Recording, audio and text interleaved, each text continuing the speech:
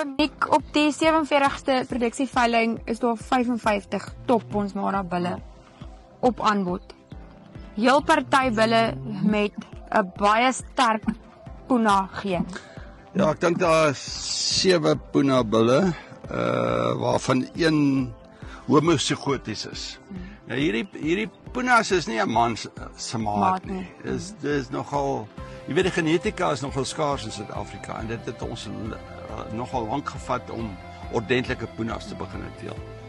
So op 30% van die kudde is nou Punas. So wat ek dink wat nie te sleg is nie. Ons probeer na so 50% toe gaan.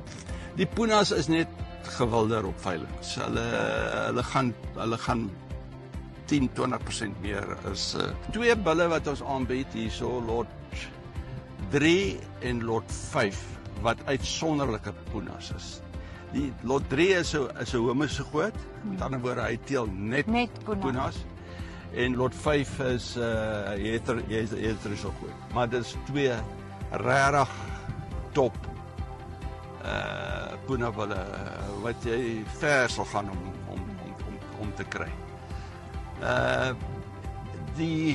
En natuurlik na die res van die bulle, is baie goeie bulle van 294 wat kom uit 317 uit, jy ken vir 317.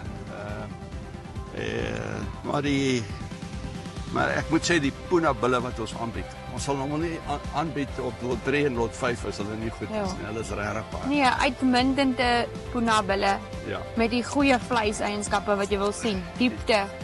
Geneties en fenotipies. Typies, Ja. 100%. Uitstekende bulle. Ja.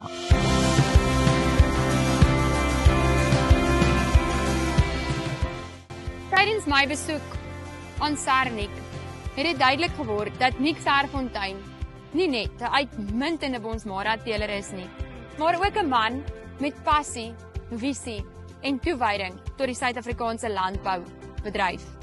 Nick Serfontein trap diep spore en hierdie spore dien as 'n fundament en rigtingwyser vir jonger generasie boere in Suid-Afrika. Sy nalatenskap lê nie net in sy Bonsmara wese nie, maar die standaard wat hy daar stel.